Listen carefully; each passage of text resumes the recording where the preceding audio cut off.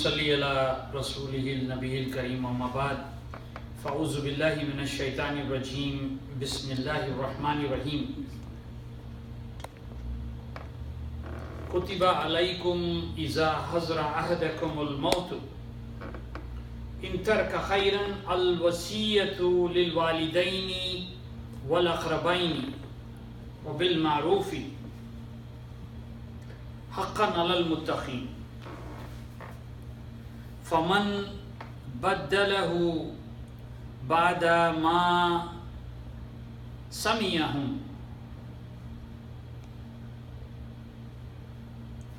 رب اشرح لی صدری ویسر لی امری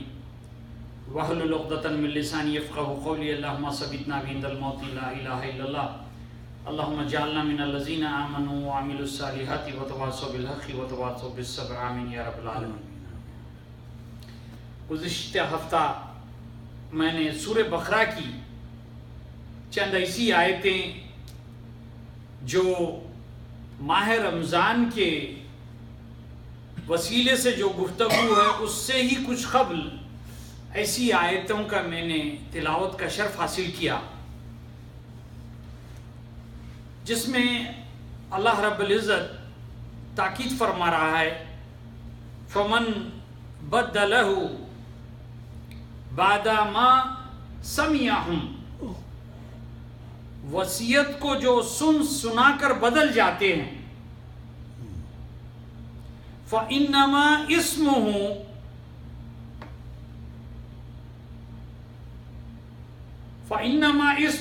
عَلَى الَّذِينَ يُبَدِّلُونَهُ،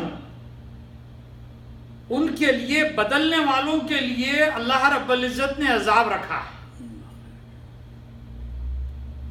اور یہ ظاہری طور پہ اللہ رب العزت بتا رہا ہے ان اللہ سمیع علیم، کہ میں سنتا بھی ہوں اور جانتا بھی ہوں، دیکھتا بھی ہوں۔ اس حوالے سے گزشتہ ہفتے کچھ ایسی گفتگو ہماری اہم مدعا بنا تھا کہ ہم آپس میں کچھ وعدے کرتے ہیں، کوئی نصیحتیں کرتے ہیں،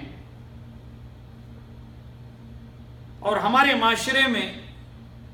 اس طرح کے جھگڑے جو جائیداد کے ہوتے ہیں، والدین رکھ کر گئے، وصیت کر کے گئے، اس وصیت کے مطابق اللہ رب العزت نے قرآن میں آیت نازل فرما دی۔ اب اس کنٹری میں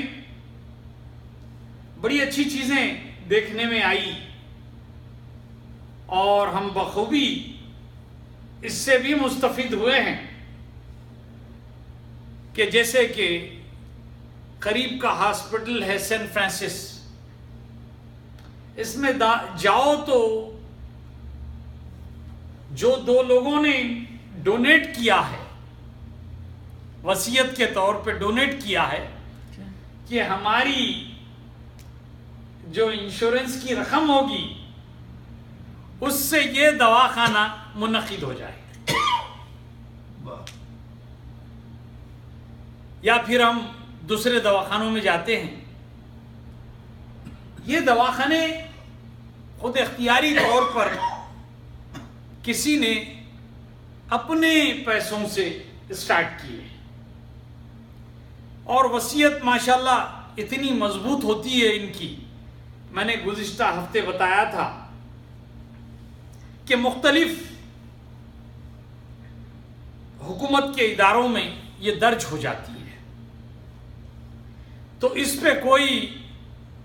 امانت میں خیانت نہیں کر سکتا، اور ہمارے جو آپسی کاروبار ہوتے ہیں بغیر دستاویزات کے، وہ آخر کار کیونکہ لکھنا اور چیزوں کو محفوظ کرنا یہ سنت رسول اللہ صلی اللہ علیہ وسلم سے واضح ہے، آپ کی تعلیمات ہے، آپ کی تاکیدیں ہیں کہ جب بھی کوئی کاروبار کرو یا کام کرو اس میں خاص طور پہ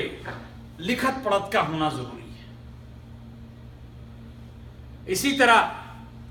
ہم نے اس گفتگو کو اور بڑھاوا چڑھاوا دیا تھا کہ اگرچہ انشورنس سے لی جائے، انشورنسوں کا استعمال کیا جائے، تو کئی ایسے ذریعے بن سکتے ہیں۔ ہم نے ہمارے قریب میں ہی کافی بڑی جائیداد دیکھی ہے جو ایک کرسچن سوسائٹی چلاتی ہے،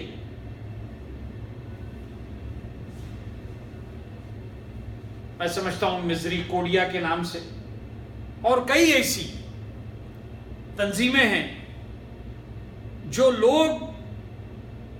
اپنی انشورنس یا اپنی کمائی ہوئی کمائی کو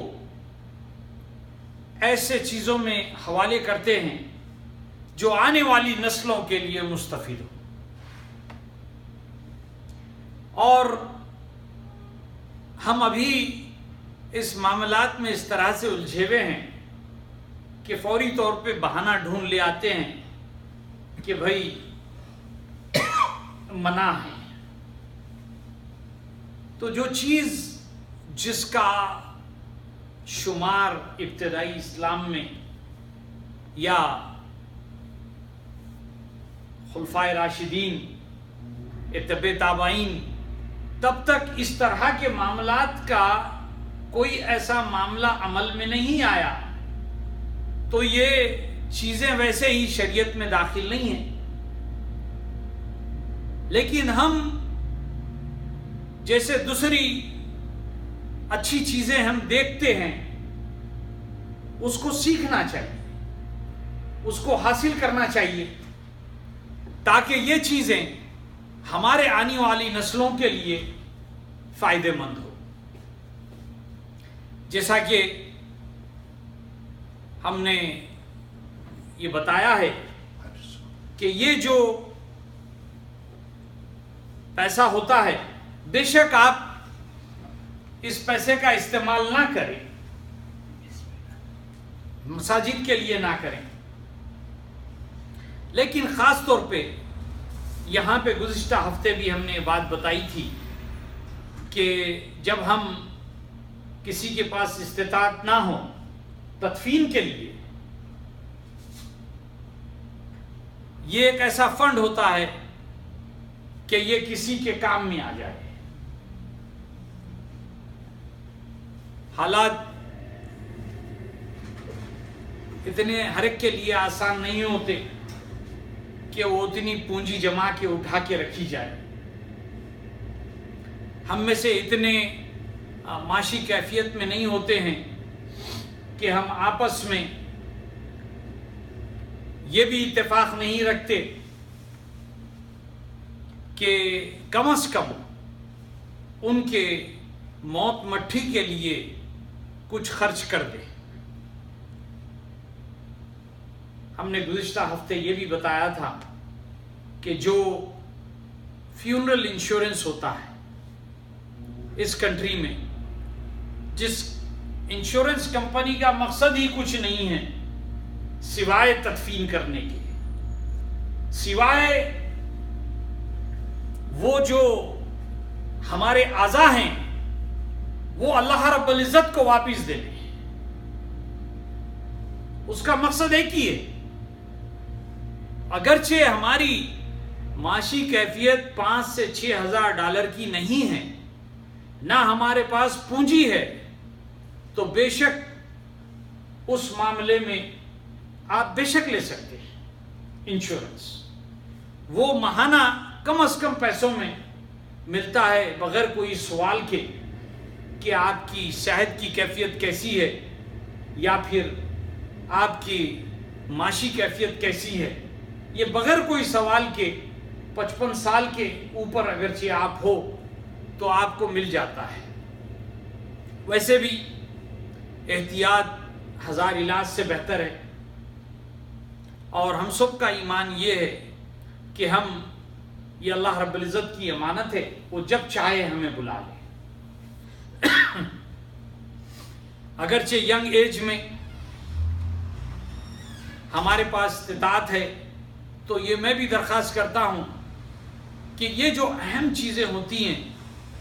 اس کے لیے سرمایہ علیحدہ نکال کے رکھ دیں. یہ آپ کے اپنے لوائقین، اپنے جو ذمہ دار ہوتے ہیں گھر والے، ان کے لیے آسانی ہوتی ہے. جو پریشانیاں ان کے سروں پہ منڈلاتے رہتی ہیں کہ آپ سے جدائی کا غم، ساتھ ساتھ معاشی کیفیت کا بھی بڑا اثر ہوتا ہے. کافی ایسے معاملات میں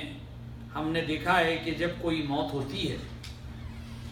تو کم از کم آدھا محلہ تو بس آپ کی گھر آ جاتا ہے اور آپ سے ہمدردی ظاہر کرتا ہے. حقیقت بات تو یہ ہے کہ جب وہ کچھ دن نکل جاتے ہیں سب اپنی زندگیوں میں مصروف ہو جاتے ہیں، حتیٰ کہ تدفین کر کے ہم اپنے گھر والوں کو 40 قدم دور ہٹتے ہیں، اللہ رب العزت ہمارے دلوں سے محبت چھین لیتا ہے.